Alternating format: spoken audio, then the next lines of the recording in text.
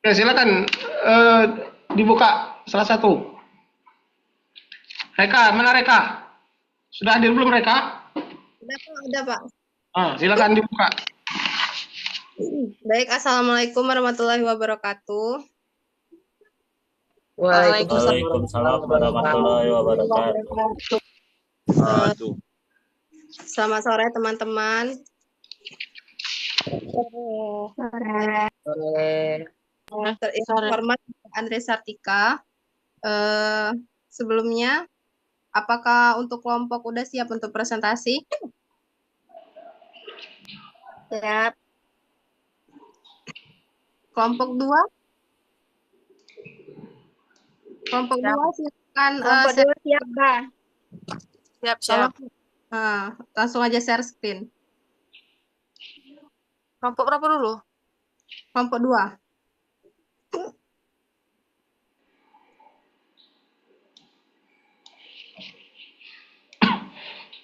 Oke, siapa jadi orangnya? Bentar. Coba tampilkan di kolom kedua.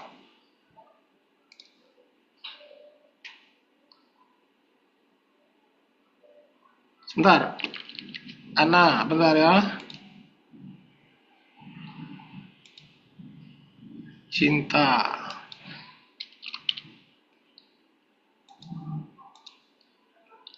Aduh.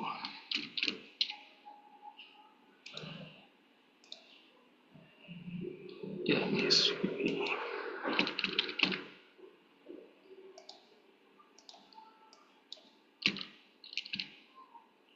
Oke, silakan.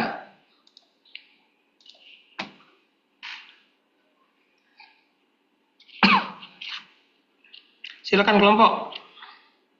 Silakan kepada presentator untuk mempresentasikan makalah kelompok.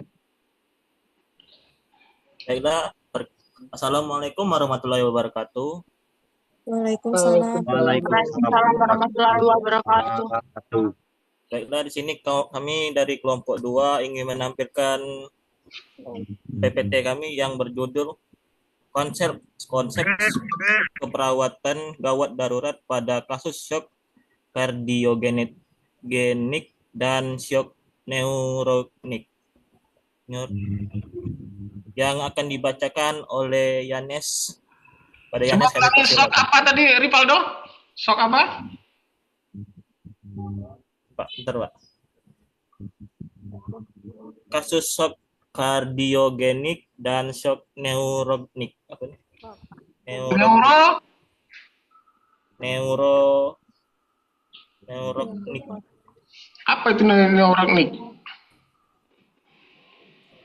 Sabar, kesabaran.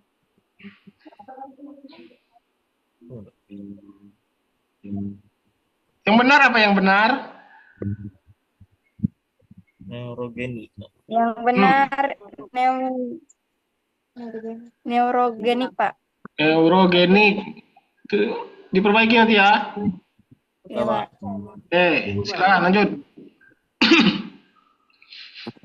Baiklah, saya akan mempresentasikan hasil makalah kami yang berjudul konsep keperawatan gawat darurat pada kasus shock kardiogenik dan shock neurogenik. Yang pertama ada definisi shock kardiogenik, yaitu shock kardiogenik terutama terjadi akibat ketidakmampuan otot jantung berfungsi secara adekuat atau akibat hambatan mekanisme aliran darah ke atau jantung. Yang kedua ada definisi shock neurogenik. Shock neurogenik merupakan penyakit kegawat daruratan berupa shock distributif yang menyebabkan penurunan tekanan darah, kegagalan perfusi, dan hipoksia jaringan. Selanjutnya ada etiologi. Etiologi shock kardiogenik. Yang pertama ada inframyokardium. Yang kedua ada kondisi obstruksi. Yang ketiga ada penyebab lainnya. Yang kedua ada etiologi shock neurogenik. Yang pertama trauma medula spinalis. Yang kedua, rangsangan hebat yang kurang menyenangkan seperti rasa nyeri hebat dan fraktur tulang. Yang ketiga, hubungan pada medula spinalis seperti penggunaan obat anestesis spinal atau lumbal kepala. Yang keempat, apa? Trauma kepala atau terdapat gangguan pada pusat otonom. Yang kelima tuh lingkungan yang panas, terkejut atau dan takut. Yang selanjutnya manifestasi shock kardiogenik. Yang pertama nyeri dada substernal seperti infark miokardium yang berkelanjutan, dispnea, sesak atau sulit bernapas, tampak pucat dan aprehensif. Yang kedua ada hipoperfusi jaringan. Yang ketiga keadaan mental tertekan atau depresi. Yang keempat ekstremitas teraba dingin. Yang kelima keluaran output urin kurang dari 30 mili per jam, oliguria. Yang keenam takikardi atau detak jantung yang cepat. Ulangi. Oli apa tadi? Oliguria. Waktu di PC nya, Kak. Iya, Kak. Apa? Karena boleh lah, Kak. Karena boleh live. Udah tuh. Yang keenam tuh. Yang keenam takikardi, detak jantung yang cepat. Yang kedua tuh kecuali ada blok, kecuali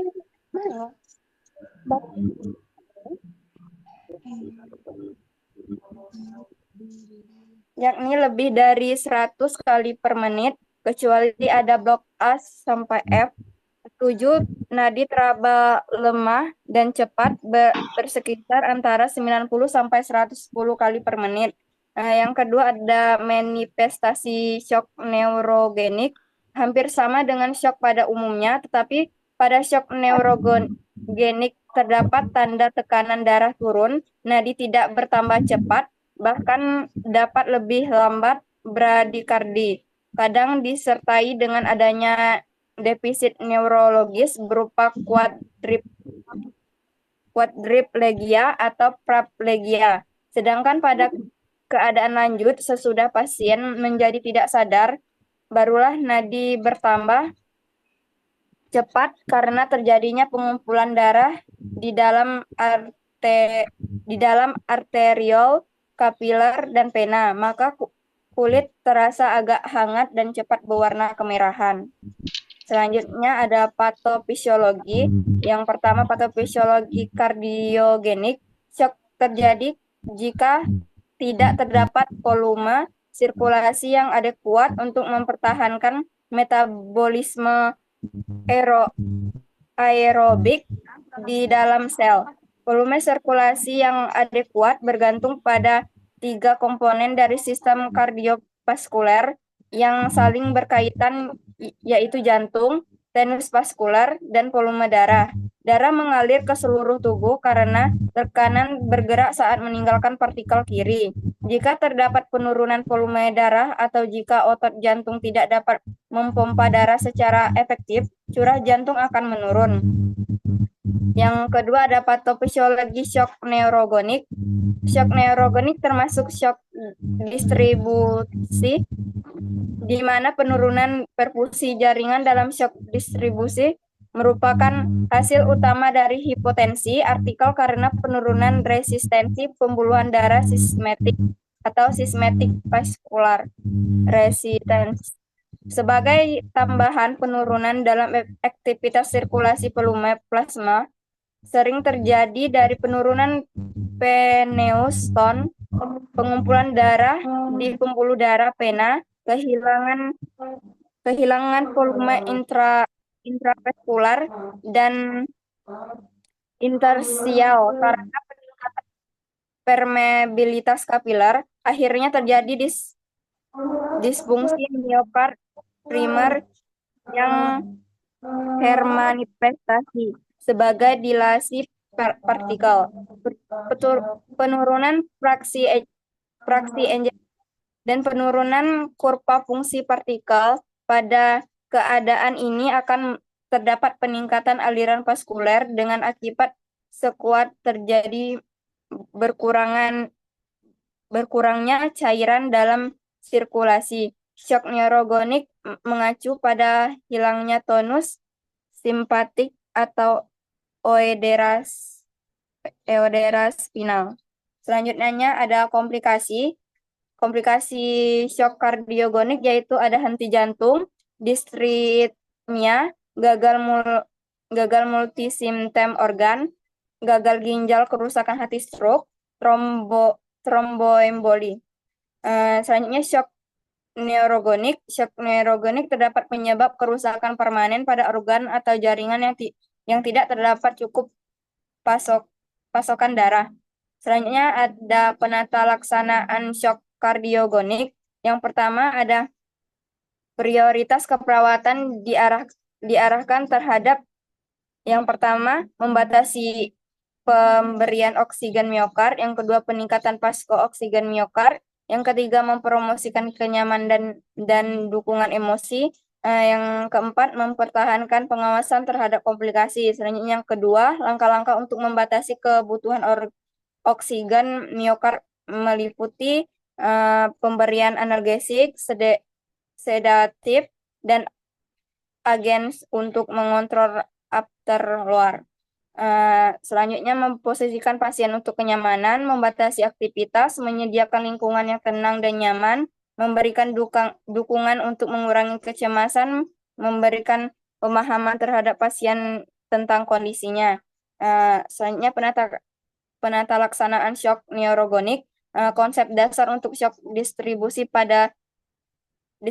adalah dengan memberikan vasopresor seperti phenylephrine dan ephedrine untuk mengurangi daerah vaskuler dengan penyempitan sphincter prekapiler dan vena, kapasitas untuk mendorong keluar darah yang berkumpul di tempat tersebut.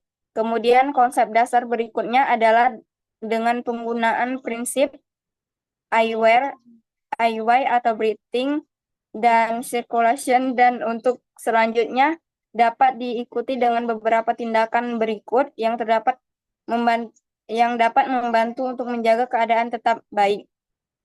Selanjutnya ada pemeriksaan penunjang. Pemeriksaan penunjang kardiogenik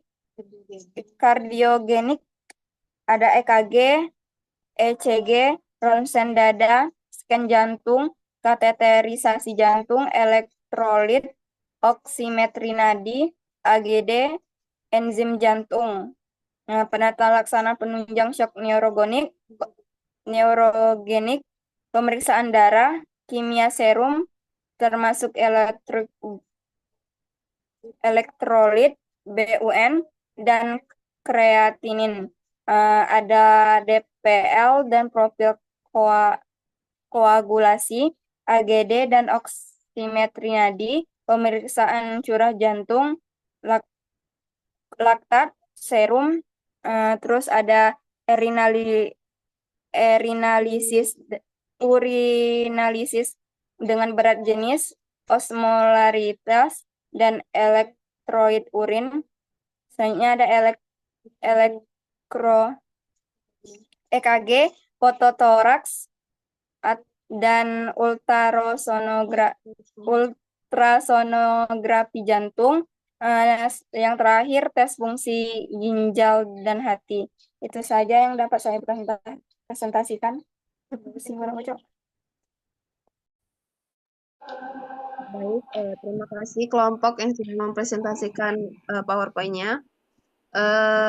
Di sini saya buka sesi tanya jawab bagi teman-teman yang masih belum mengerti atau yang ingin bertanya, saya persilakan. Yang ingin bertanya silakan lambaikan tangannya guys, atau enggak di iniin teman-teman. Mic-nya di pin. Izin bertanya moderator. Ya, silakan Rika. Baik, Assalamualaikum warahmatullahi wabarakatuh. Waalaikumsalam warahmatullahi wabarakatuh. Waalaikumsalam warahmatullahi wabarakatuh. Perkenalkan, saya dari kelompok 3. Di sini saya ingin bertanya kepada kelompok 2, bagaimana sih pertolongan pertama pada shock kardiogenik tersebut? Terima kasih. Baik, terima kasih Rika atas pertanyaannya. Untuk nutulan kelompok yang dicatat. Bagi teman-teman yang masih ingin bertanya, saya persilakan.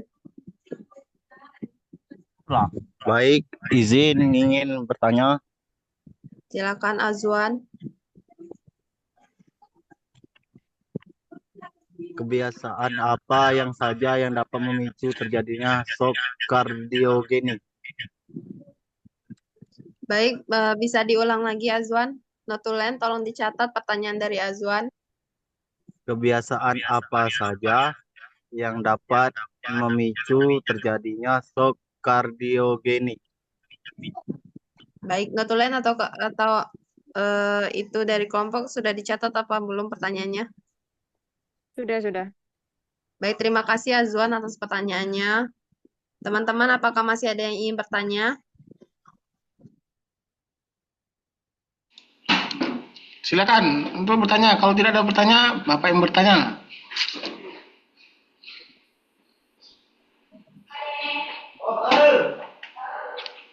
Dea, tolong di-mute, Dea. Tolong di-mute. Baik, teman-teman, kalau tidak ada yang ingin bertanya kembali, saya persilakan kepada kelompok untuk menjawab pertanyaan dari teman-teman tadi. Oke, sebentar. Ini ada berapa kelompok? Untuk presentasi hari ini ada 2 kelompok, Pak. 2 sama 3. Ada 2 kelompok. Iya. Paling tidak ada 5 pertanyaan berarti. Oh, masing-masing kelompok 5 pertanyaan ya, Pak? Ya. Iya, Pak. Jangan mereka.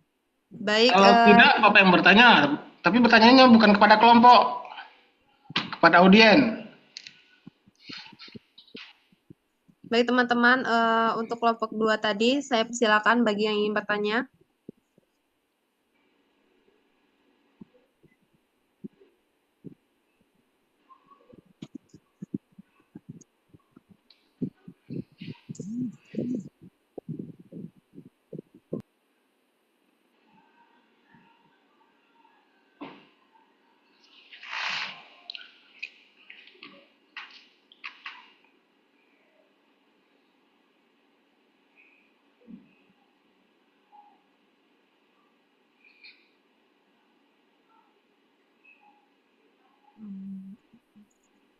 Sembari menunggu jawaban pertanyaan lain dari teman-teman, dari kelompok apakah sudah bisa menjawab pertanyaan yang dilontarkan Azwan sama Rika tadi? Sudah, Reka bisa dijawab. Menjawab pertanyaan siapa, Nah? Pertanyaan yang Rika. Oke, silakan. Baiklah, di sini saya akan menjawab pertanyaan dari Rika yang bagaimana pertolongan pertama pada shock kardiogenik. Pertolongan pertama pada shock kardiogenik itu pertama tetap tenang dan panggil bantuan medis. Itu bisa hubungi layanan darurat medis secepatnya. Berikan informasi yang jelas tentang kondisi pasien seperti kesulitan bernafas, nyeri dada atau pingsan. Lalu jaga agar pasien tetap tenang dan hindari mereka dari stres. Yang kedua ada posisikan pasien dengan benar, yaitu baringkan pasien dengan kepala sedikit lebih rendah dari badan. Yang kedua yaitu longgarkan pakaian yang ketat di sekitar leher dan dada. Yang ketiga yaitu pantau tanda vital pasien. Yang pertama periksa pernafasan dan detak jantung. Yang kedua jika pasien tidak bernapas atau tidak memiliki detak jantung, lakukan resusitasi jantung paru atau RJP sampai bantuan medis datang. Yang keempat yaitu berikan oksigen jika tersedia. Yang kelima hindari memberikan makanan atau minuman Yang pertama, jangan memberikan makanan atau minuman kepada pasien karena dapat meningkatkan risiko aspirasi atau tersedak. Begitu saja, Reka. Baik, terima kasih Ana atas jawabannya. Gimana Rika, apakah dapat dimengerti penjelasan dari Arna? Baik, terima kasih. Baik, teman-teman yang kelompok 2 tolong kirim PowerPoint grup kelas ya. Bapak, mohon maaf Pak, sebelumnya tadi tuh ada teman-teman yang keluar sendiri Pak dari Zoom. Siapa? Pak, Sally Erlina Pak. Oke, suruh masuk sekarang, mau buka. Iya Pak.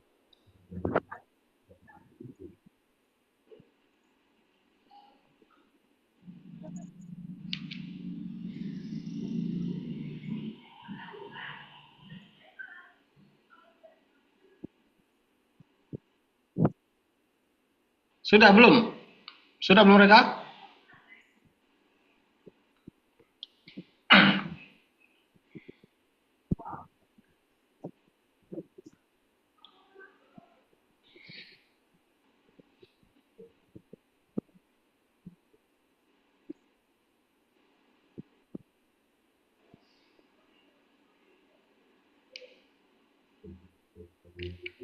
Oke, lanjut. Silakan lanjut. Iya. Moderator, izin bertanya, moderator. Moderator, ada yang bertanya?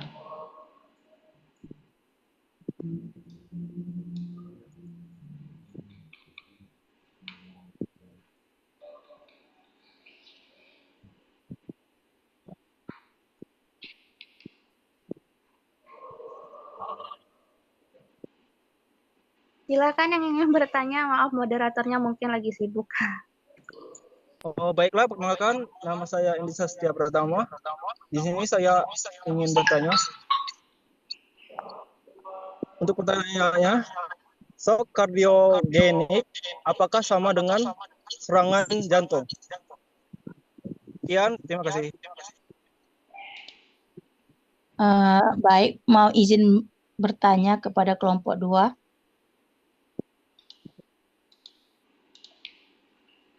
Kelompok Silakan. 1. Perwakilan dari kelompok 1 mau izin bertanya kepada kelompok 2. Silakan Mbak. Oke. Perkenalkan, nama saya Agus Monika. Izin bertanya kepada kelompok 2. Apakah shock neurogenik dapat terjadi pada ibu hamil? Notulen atau sudah dicatat belum pertanyaannya? Sudah. Terima kasih Mbak Agnes atas pertanyaannya. Untuk kelompok 2, apakah sudah ada pertanyaan yang bisa dijawab? Bisa, Kak? Trik yang Oke, silakan. bagus dari saya. Baiklah. Oke, silakan Mbak Anna. Ya, baik. Terima kasih. Di sini saya akan menjawab pertanyaan dari Azwan yang kebiasaan yang dapat memicu shock kardiogenik. Yang pertama itu ada merokok.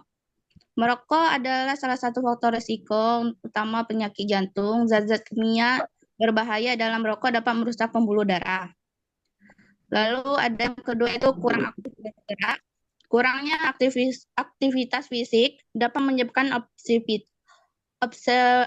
obesitas atau meningkatnya tekanan darah dan meningkatnya kadar kolesterol. Yang ketiga yaitu pola makan tidak sehat, konsumsi makanan tinggi lemak jenuh, kolesterol dan sodium dapat meningkatkan resiko penyakit jantung. Yang keempat yaitu stres kronis. Stres kronis dapat meningkatkan tekanan darah, memicu irama jantung tidak teratur, dan meningkatkan resiko pembekuan darah. Yang kelima itu kurangnya istirahat. Kurang tidur dapat meningkatkan risiko tekanan darah tinggi, obesitas, dan diabetes yang semuanya merupakan faktor risiko penyakit jantung. Yang keenam yaitu penyalahgunaan alkohol. Konsumsi alkohol berlebih dapat merusak jantung dan meningkatkan tekanan darah. Yang ketujuh, penyalahgunaan narkoba. Yang ya baiklah itu tadi yang untuk menjawab pertanyaan dari Azwan.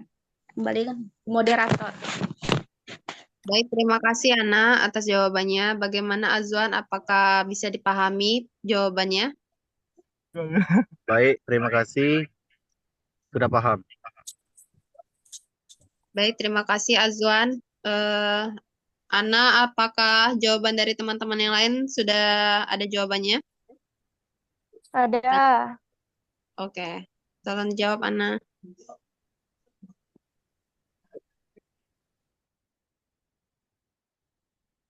Maaf, moderator, pertanyaan dari Andy akan dijawab oleh Cinta Nabila.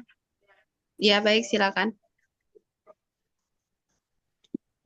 Baik, saya akan menjawab pertanyaan dari saudara Andy. Shock kardiogenik apakah sama dengan serangan jantung? Jawabannya, shock kardiogenik dan serangan jantung adalah kondisi yang berbeda. Namun, serangan jantung seringkali menjadi penyebab shock kardiogenik. Shock kardiogenik merupakan kondisi yang terjadi ketika jantung tiba-tiba tidak dapat memompa darah yang cukup untuk memenuhi kebutuhan tubuh. Shock kardiogenik dapat terjadi meskipun belum terjadi serangan jantung, namun sering terjadi setelah serangan jantung yang parah. Sedangkan serangan jantung yaitu kondisi yang ditandai dengan rasa nyeri di bagian tengah dada yang berlangsung lebih dari beberapa menit. Nyeri yang menjalar ke bahu, lengan, punggung, gigi, atau rahang, sesak napas, berkeringat, pusing, mual, dan muntah.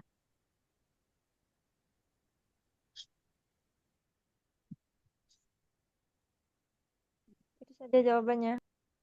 Sudah, Cien? Udah, itu. Pertanyaan dari siapa tadi? Andy.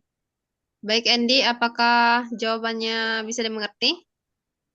Bisa dimengerti. Andy? Bisa dimengerti. Baik, terima kasih Andy. Untuk notulen, pertanyaan tadi sudah terkumpul berapa pertanyaan? Per pertanyaan. Oke, satu Pertanyaan. Moderator dari Ya, kelompok 5. boleh, silakan. Perkenalkan saya Dewi Sukma, perwakilan dari kelompok 5, ingin bertanya kepada kelompok 2. Pertanyaannya, apa intervensi keperawatan yang efektif untuk mengatasi shock kardiogenik? Terima kasih. Terima kasih Dewi Sukma atas pertanyaannya. Notulen, atau sudah dicatat? Udah. Baik, apakah ada pertanyaan yang bisa dijawab? Izin menjawab pertanyaan Mbak Agnes. Ya, silakan. Di sini pertanyaan Mbak Bentar, Agnes. itu Agnesnya sudah kembali belum? Tadi izin tuh si Agnesnya. Belum, Pak. Nah, belum. Berarti jangan dijawab dulu, kan orangnya nggak ada.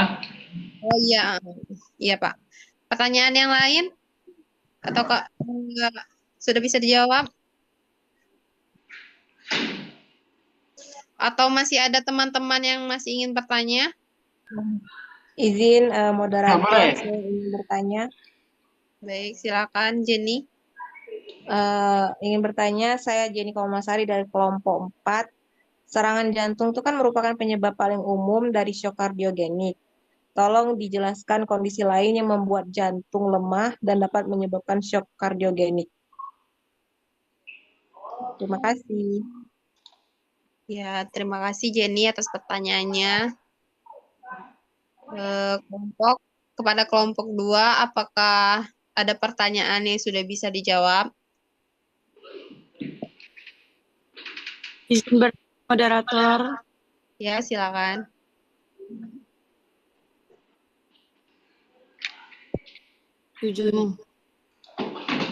Baik, izin bertanya. Saya Novia Puspitasari, perwakilan dari kelompok 7. Di sini saya izin bertanya, apa diagnosa serta intervensi pada pasien shock kardiogenik? Terima kasih. Baik, terima kasih Novia atas pertanyaannya. Sesi tanya jawab yang pertama saya tutup ya teman-teman. Silakan kepada kelompok 2 untuk menjawab pertanyaan yang belum ada jawabannya.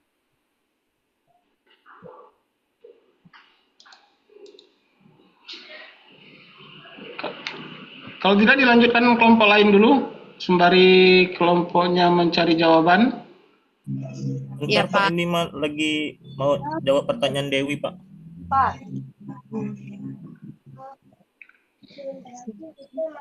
Baiklah.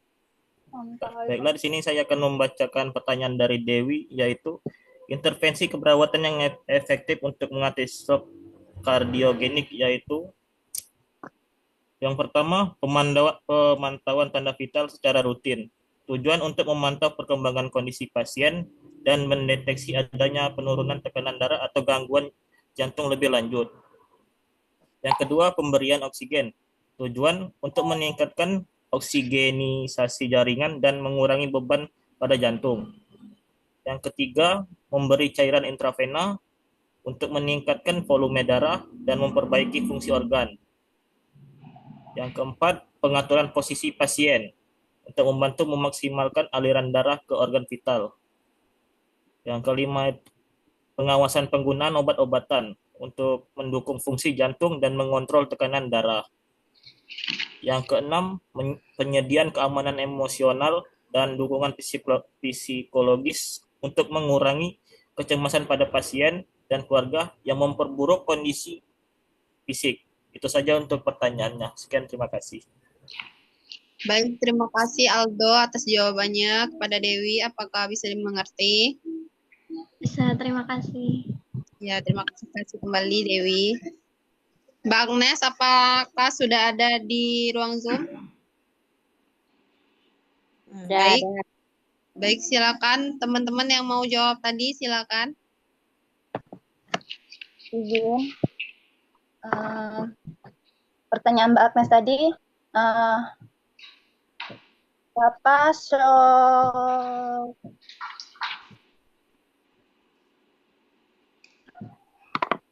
kardiogenik dapat terjadi pada ibu hamil? Jawabannya itu iya. So kardiogenik dapat terjadi pada ibu hamil karena kan shock kondisi yang mengancam jiwa ketika jantung tidak dapat memompa cukup darah untuk memenuhi kebutuhan tubuh pada ibu hamil, menyebabkan paling umumnya shock kardiogenetik ini. Udah. Baik, Mbak Agnes, apakah bisa dimengerti? Ya, baik. Terima kasih. Sama-sama. Terima kasih kembali Mbak Wiwi. Terakhir pertanyaan dari Jenny dan Novia belum terjawab ya.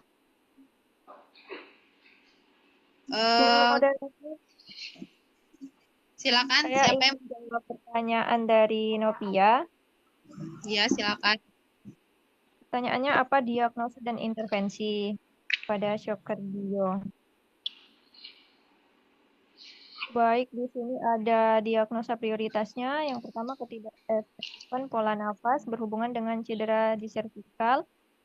Untuk yang kedua, perfusi jaringan cerebral tidak efektif berhubungan dengan gangguan transport oksigen, gangguan aliran arteri dan vena. Dan yang ketiga, hambatan mobilitas fisik berhubungan dengan gangguan neuromuskular. Kemudian ada pun intervensinya untuk diagnosa ketidakefektifan pola nafas, yaitu yang pertama ada posisikan pasien head up. Yang kedua, auskultasi suara nafas, catat hasil penurunan daerah ventilasi atau tidak adanya suara tambahan. Kemudian yang ketiga, kolaborasi dalam pemberian oksigen terapi. Yang keempat, monitor pernafasan dan status oksigen yang sesuai. Yang kelima, monitor suara nafas seperti snoring. Selanjutnya untuk diagnosa yang kedua yaitu perfusi jaringan cerebral tidak efektif. Intervensinya yaitu yang pertama, monitor TTV.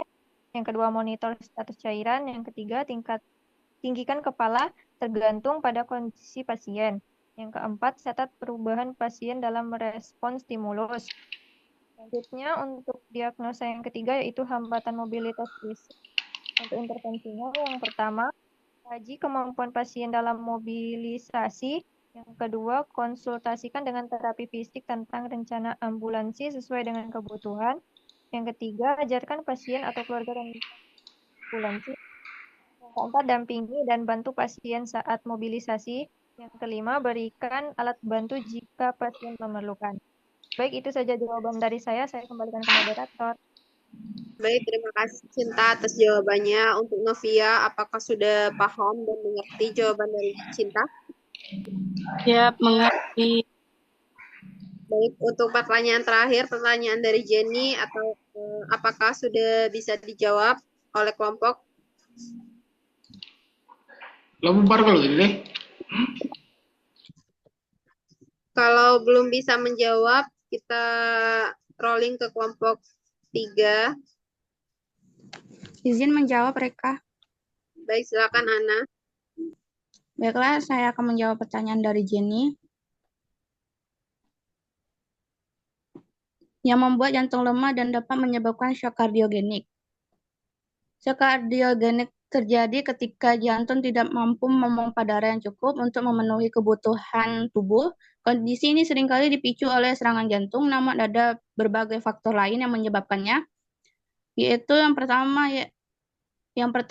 kardiomiopati. Kardiomiopati adalah sekelompok penyakit yang menyebabkan otot jantung membesar, menebal, atau kaku. Kondisi ini dapat mengganggu kemampuan jantung untuk memompa secara efektif. Yang kedua yaitu penyakit katup jantung. Penyakit katup jantung terjadi ketika katup tidak berfungsi dengan baik karena bocor atau regurgitasi atau menyempit stenosis. Yang ketiga yaitu ada miokarditis. Miokarditis adalah peradangan pada otot jantung. Peradangan ini dapat merusak otot jantung dan mengganggu kemampuannya untuk berkontraksi. Yang keempat yaitu ada aritmia jantung, adalah irama jantung yang tidak teratur. Yang kelima ada tamponade jantung. Tamponade jantung adalah kondisi di mana cairan menumpuk di sekitar jantung dan menekan jantung sehingga tidak dapat mengembang dengan baik. Yang keenam itu ada emboli paru. Emboli paru adalah sumbatan pembuluh darah dari paru-paru oleh gumpalan darah. Kondisi ini dapat meningkatkan tekanan pada jantung kanan dan menyebabkan gagal jantung kanan. Baik, itu saja, Reka. Baik, terima kasih Ana atas jawabannya. Untuk Jenny Komalasari, apakah bisa dimengerti? Baik, terima kasih. Bisa dimengerti. Ya, terima kasih Jenny atas pertanyaannya dan terima kasih Ana atas jawabannya. Baik, untuk presentasi kelompok 2, saya rasa sudah cukup. Semua jawaban pertanyaan sudah dijawab oleh kelompok. Langsung saja kita rolling ke kelompok 3. Kelompok 3 sudah siap?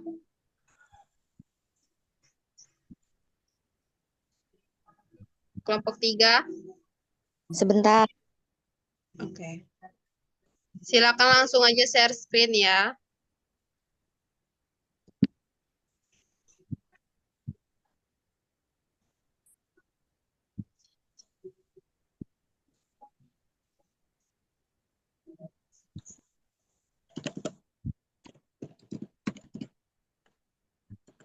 Ini yang kelompok 3 langsung di share screen aja kan? Iya. Aja. Yang di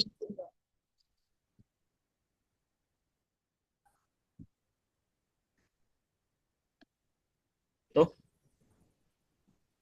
Presentatornya sudah ada?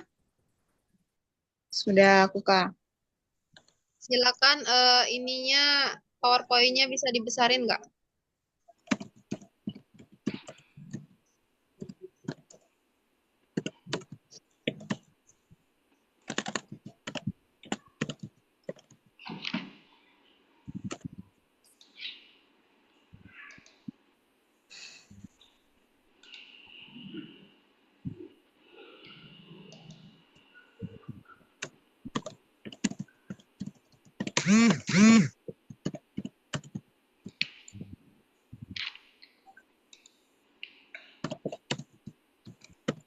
Tidak bisa, weh.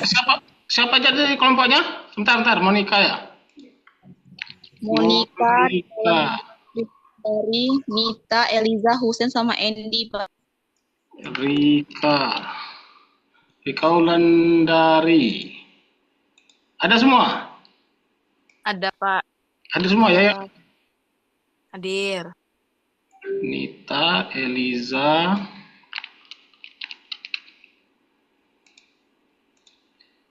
Husen.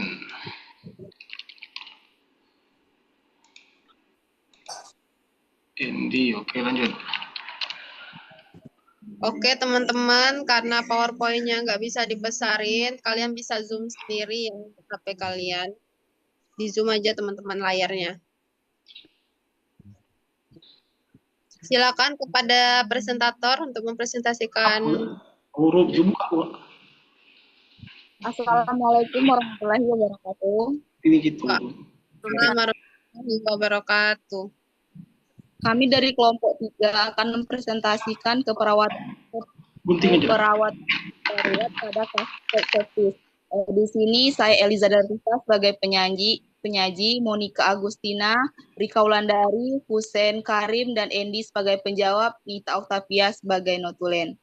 Baik, langsung saja saya ke definisi, di mana sepsis adalah adanya respon sistemik terhadap infeksi di dalam tubuh yang dapat berkembang menjadi sepsis berat dan shock septik. Sepsis berat dan shock septik adalah masalah kesehatan utama dan menyebabkan kematian terhadap jutaan orang setiap tahunnya. Sepsis berat adalah sepsis disertai dengan kondisi disfungsi organ yang disebabkan karena inflamasi sistemik dan respon rokoagulan terdapat infeksi. Shock septik didefinisikan sebagai kondisi sepsis dengan hipotensi refraktor, tekanan darah sistolik, atau penurunan dari 40 mmHg dari ambang dasar tekanan darah sistolik yang tidak responsif setelah diberikan cairan kristaloid sebesar 20-40 ml. Terus di sana juga ada anatomi fisiologi, ada 4. Yang pertama ada anatomi darah, yang kedua ada leukosit atau sel darah putih, terus ada darah utama, yang 4 ada plasma darah. Berikutnya ada etiologi, di mana ada infeksi paru-paru, ada flu, ada appendicitis, ada infeksi lapisan saluran pencernaan, terus ada infeksi kandung kemih, uretra. Appendicitis, itu salah itu. Baik, Pak. Lanjut.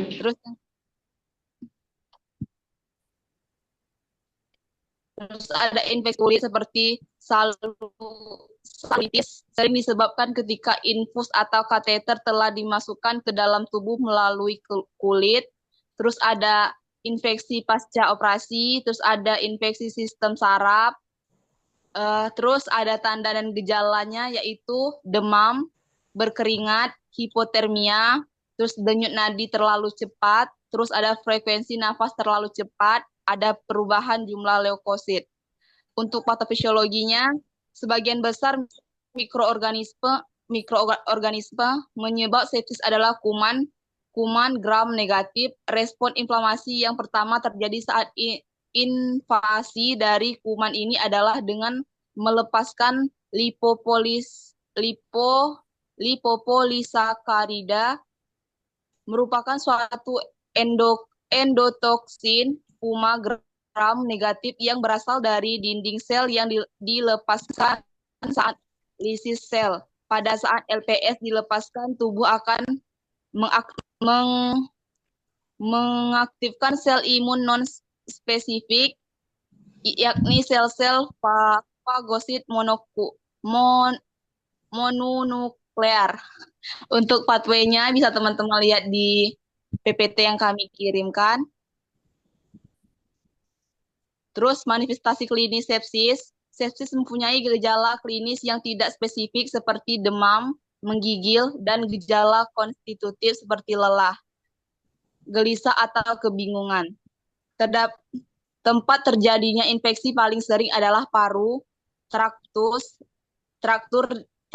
digestivus, traktus urinarius, kulit, jaringan lunak, dan saraf pusat. Gejala sepsis akan menjadi lebih berat pada penderita usia lanjut, diabetes, kanker, gagal organ utama, dan pasien dengan granulosiopenia. Tanda-tandanya yang sering diikuti terjadinya shock septik adalah MODS dengan komplikasi ARDS, koagulasi intravaskuler, gagal ginjal akut, perdarahan usus, gagal hati, disfungsi sistem saraf pusat, dan gagal jantung yang semuanya akan menimbulkan kematian. Untuk klasifikasinya yaitu ada bakterimia, terus infeksi, terus ada SIRS, sepsis berat, shock sepsis, ada MODS. Terus untuk komplikasinya ada MODS, KID, ARDS, gagal ginjal akut, dan shock septik. Pemeriksaan penunjangnya ada SDP, elektrolit serum, trombosit, ada EKG. Penata laksanaannya menurut Aristo Suprapto Putro 2019, antibiotik spektrum luas dan cairan intravena. Terima kasih, saya kembalikan pada moderator. Baik, terima kasih presentator. Saya langsung saja saya buka sesi tanya jawab. Masing-masing kelompok bisa bertanya ya pada teman-teman. Saya persilakan bagi yang ingin bertanya. Izin bertanya. Baik, silakan Denny. Apa langkah pertama dalam manajemen shock sepsis? Bisa diulang, Denny? Apa langkah pertama dalam manajemen shock sepsis? Baik, terima kasih Denny atas pertanyaannya. Kepada notulen kelompok, apakah sudah dijawab pertanyaannya? Sudah. Baik, untuk teman-teman yang masih ingin bertanya, saya persilakan. Izin bertanya? Ya, silakan. Baik, saya Sonia Permatasari dari kelompok 5. Mau bertanya, apa saja metode pengobatan yang dapat diberikan kepada pasien dengan shock sepsis? Bisa ulangi? Apa saja metode pengobatan yang dapat diberikan kepada pasien dengan shock sepsis? Baik, terima kasih Sonia atas pertanyaannya. Kepada notulen silakan dicatat. Teman-teman yang lain silakan bertanya. Izin bertanya moderator. Ya, silakan.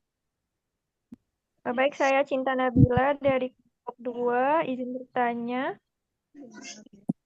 Bagaimana cara untuk mengurangi resiko terjadinya sepsis?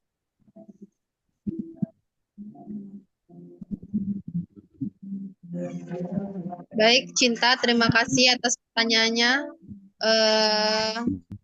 Untuk notulen apakah sudah ditulis pertanyaannya? Sudah. Bagi teman-teman yang masih ingin bertanya, saya persilakan. Izin bertanya moderator. Iya, silakan Jimmy. Oke. Apa pilihan pertama terapi yang bisa diberikan pada kasus pasien shock sepsis? Boleh diulangi? Jimmy, tolong diulang.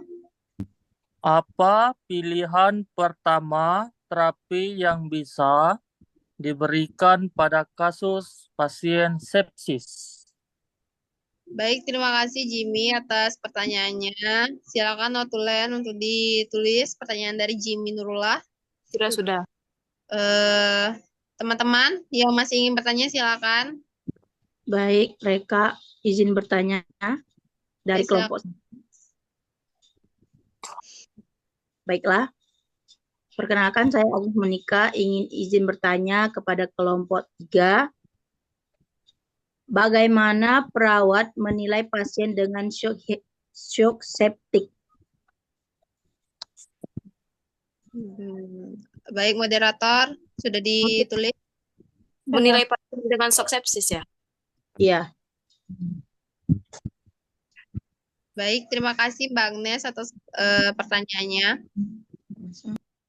Sudah berapa pertanyaan atau Len? 5. Langsung saja yang bisa dijawab, langsung saja dijawab kepada kelompok 3.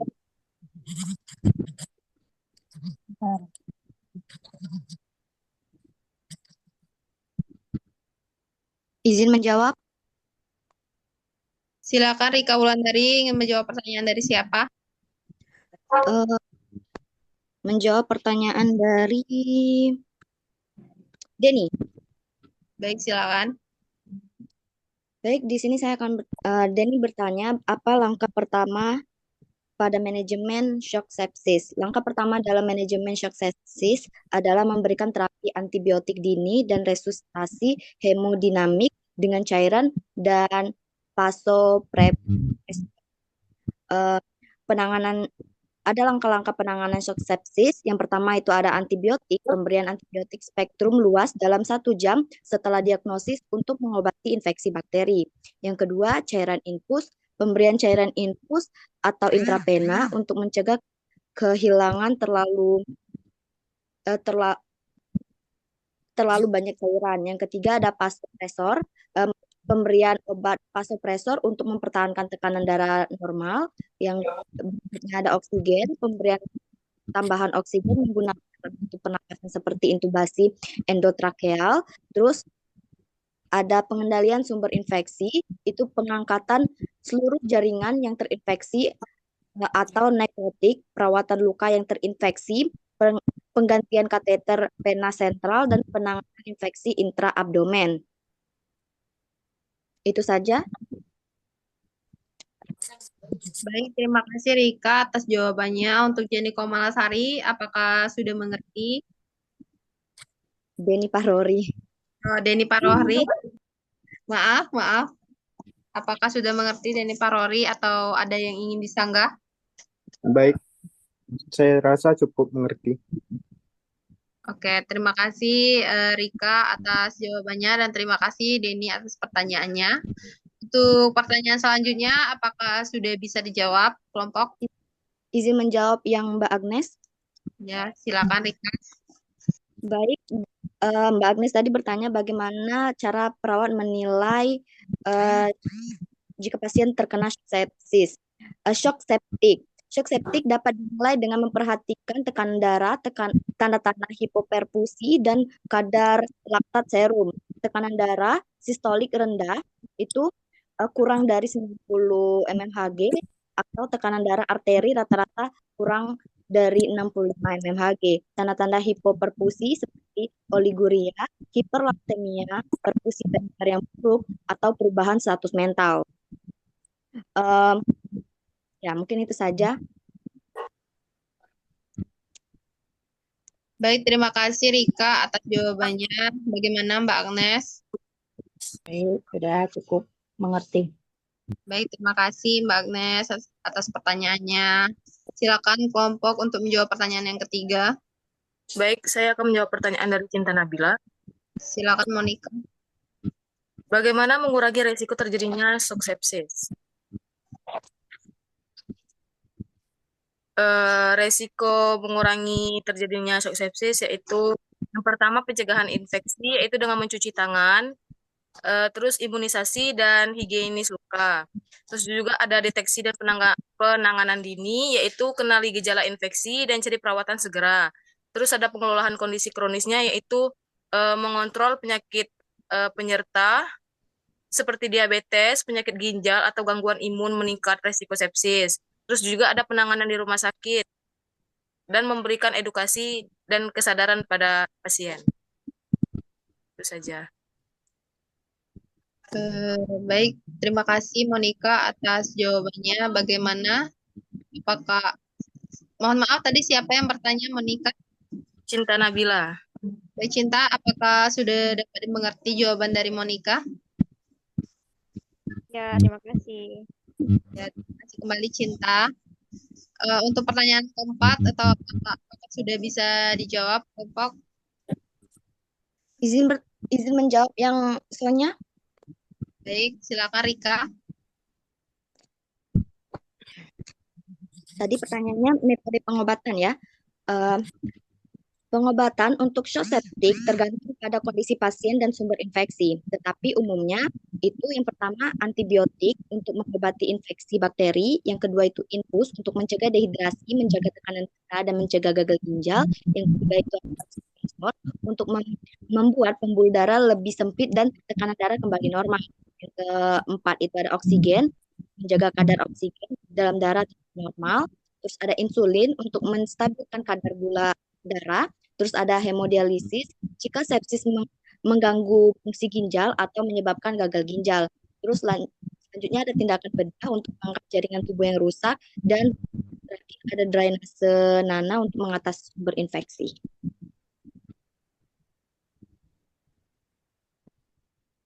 Sudah, Rika? Sudah, moderator. Oke, baik. Terima kasih, Rika, atas jawabannya. Bagaimana, apakah sudah dimengerti? Ya, terima kasih. Iya, terima kasih. Kemudian pertanyaan yang kelima, sudah bisa dijawab? Bisa. Baik, saya akan menjawab pertanyaan dari Jimmy, yaitu apa pilihan pertama terapi yang bisa dihasilkan, yang diberikan kepada pasien dengan kasus sepsis. Terapi yang pertama yaitu resusitasi cairan intravena atau IV yang bertujuan untuk memperbaiki perfusi jaringan dan tekanan darah. Yang kedua ada pemberian antibiotik spektrum luas yang bertujuan untuk mengendalikan infeksi yang mendasari. Dan selanjutnya ada penggunaan vasopresor yang bertujuan untuk menstabilkan tekanan darah jika cairan tidak cukup meningkatkan perfusi. Dan ada juga pengendalian sumber infeksi yang bertujuan untuk menghilangkan sumber infeksi untuk mencegah penyebaran lebih lanjut. Baik, itu saja. Baik, terima kasih Monica atas jawabannya. Bagaimana, apakah dapat dimengerti pertanyaan dari jawaban dari Monica? Saya rasa sudah cukup jelas. Oke, terima kasih. Terima kasih Jimmy atas pertanyaannya dan terima kasih Monica atas jawabannya. Teman-teman, apakah masih ada yang ingin bertanya?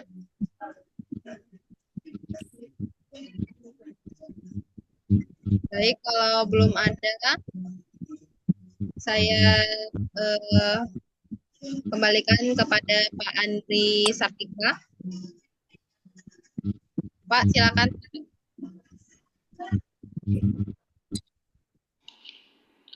Oke, bentar ya.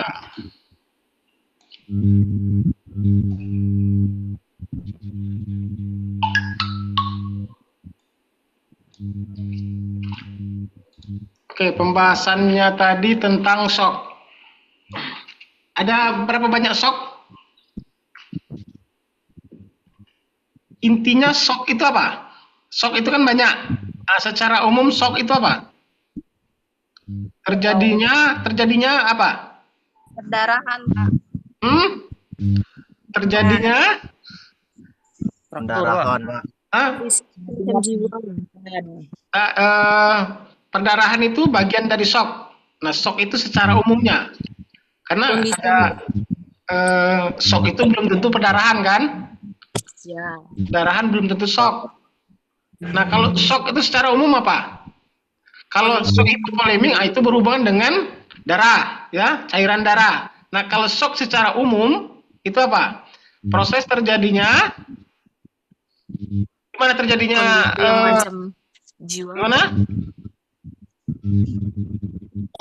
Gimana jantung? Saat tubuh tidak mendapatkan aliran darah yang cukup. Saat tubuh tidak mendapatkan aliran darah yang cukup. Aliran darah dan yang cukup. Terus ketidakmampuan jantung untuk memompakan darah ke seluruh tubuh. Seluruh tubuh. Oke. Apa aja shocknya tadi itu? Yang pertama ada shock hipovolemik. Ya.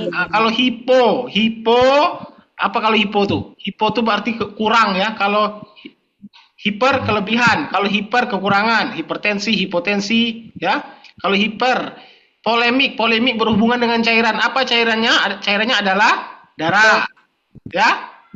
Jadi apa definisinya? Shock hipovolemik yaitu kehilangan darah atau cairan tubuh yang berlebihan, ya, yang menyebabkan penurunan volume darah. Nah, itu shock hipovolemik. Kalau kardiogenik, kardio berhubungan dengan Jantung. jantung, kardio ya. Kardio berhubungan dengan jantung. Berarti itu tadi ya, ketidakmampuan itu tadi. Yang selanjutnya ada shock apa? Shock neurogenik. Neurogenik. Neuro berhubungan dengan apa kalau neuro? Saraf. Hah? Saraf. Berhubungan dengan saraf ya, neurologis, neurogenik. Ya, berarti terjadi kerusakan pada sistem saraf. Kalau terjadinya kerusakan pada sistem saraf, otomatis semua fungsi organ terganggu, ya, karena saraf yang memerintahkan organ untuk bekerja. Terus ada shock apa lagi? Shock sepsis. Shock sepsis. Sepsis apa? Shock septik. Sepsis, abses. Apa tuh? Kebalan. Ya, berhubungan dengan kekebalan tubuh, bisa. Lebih spesifiknya apa? Terjadinya apa? Infeksi. Nah, shock yang diakibatkan oleh infeksi bakteri yang parah. Nah, itu shock septik. Terus shock apa lagi? Apakah tekanan darah yang rendah itu termasuk shock? Ya. Masuk, Pak. Ya, termasuk ya. Namanya shock hipotensif. Ya, shock hipotensi sama tuh. Shock hipotensi sama tuh, ya. Oke, ada yang bisa menyimpulkan dari untuk yang kelompok 1? Kelompok 2, Pak. Ya, kelompok 2 ya? Kelompok 2. Ya, kelompok 2. Silakan untuk disimpulkan. Siapa yang bisa menyimpulkan? Yang satu kelompok 2, yang satu kelompok berapa tadi? Yang satu lagi? 3. Kelompok 3, Pak. Kelompok 3. Oke, silakan disimpulkan.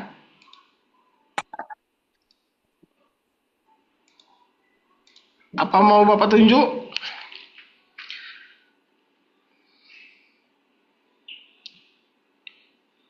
Ada yang di luar kelompok, di luar yang bertanya, di luar moderator. Nah, ayo silakan ambil bagian. Yang tadi di belakang kamera. Ayo siapa bisa menyimpulkan yang untuk kelompok 2?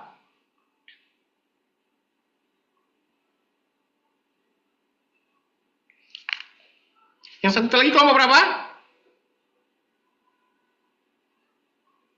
Kelompok 3, Pak. Nah, kelompok 3. Ayo, siapa yang bisa menyimpulkan yang kelompok 3 dan kelompok 2? Ada nggak?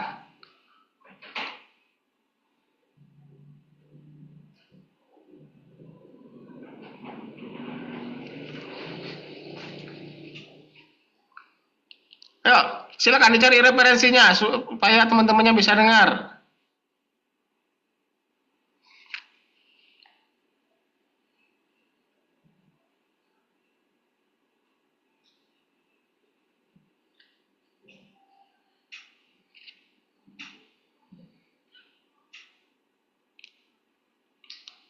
Yanes, Deventri mana? Jenny, Julian, Mardia.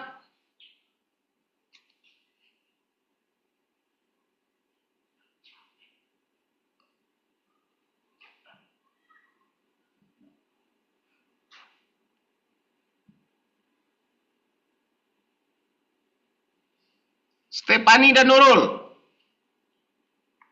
Mana? Mana orangnya mana? Stefani dan Nurul, ayo. Yang kelompok 2 dan kelompok 3. Tadi kemana aja tadi itu? Fokus nggak? Dari mana tadi Stefani dan Nurul? Habis jalan-jalan sore kemana tadi? Pak, dari kampus. Pulang dari kampus, Pak. Pulang dari kampus. Kuliah. Kenapa yang lain Kak? Yang lain standby. Pak, lihat teman sempro, Pak. Hmm? Lihat teman sempro tadi. Teman satu kelas. Enggak, yang itu prodi lain. Prodi Ah, akuntansi. prodi lain. Terus diabaikan jadwal kuliah. Tidak, Pak. Tidak. Hmm? Jalan.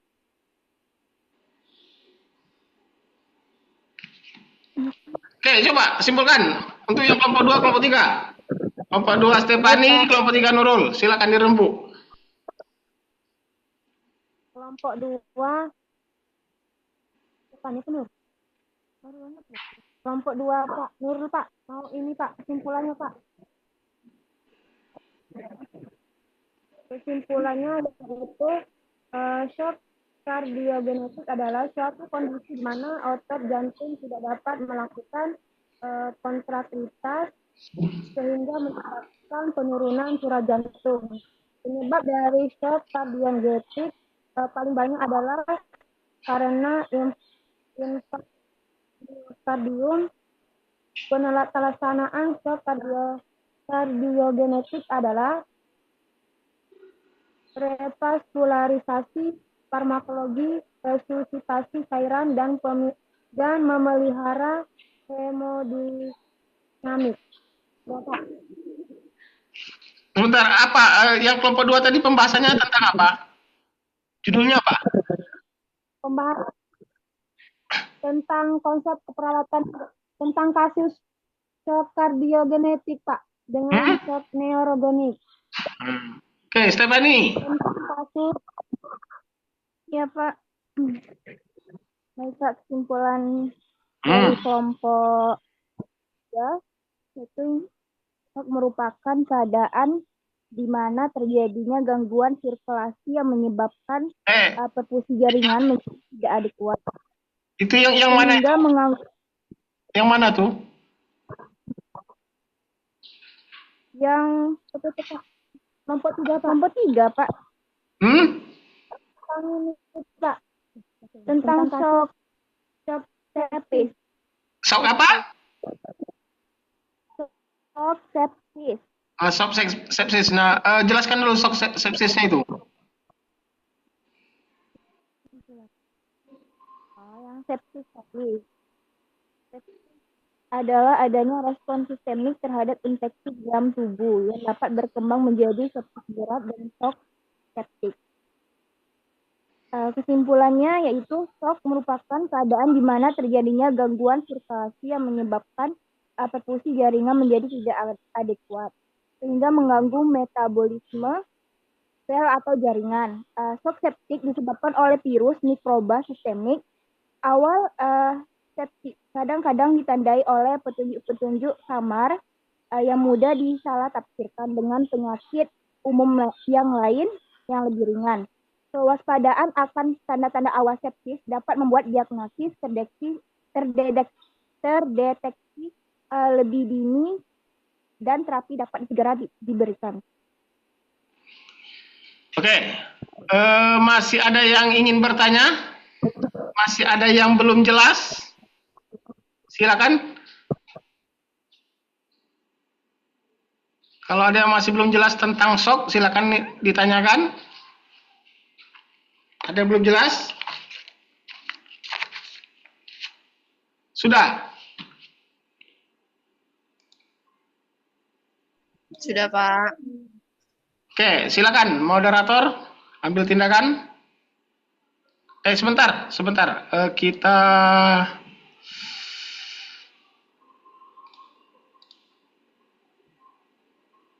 bentar. Oke, di posisi di depan kamera semua. Kita ambil gambar. Siap, Pak. Mardia, Agnes sudah kembali? Udah, Pak. Mardia gabung ke Jenny, Pak. HP Mardia mana? Ini akunnya. Oh, ya. Clara mana Clara?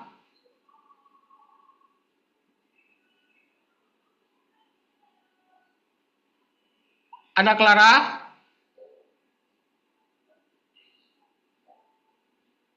Clara. Oke, fokus ya. Oke, lihat ke kamera.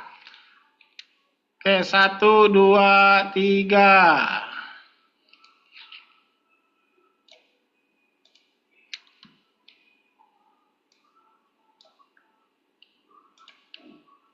Oke, nanti si Pen silakan ambil tindakan. Iya, Pak. 67.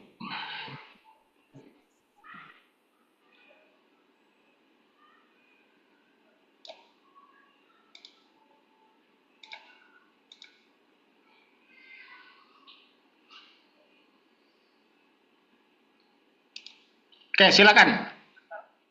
Ditutup Reka.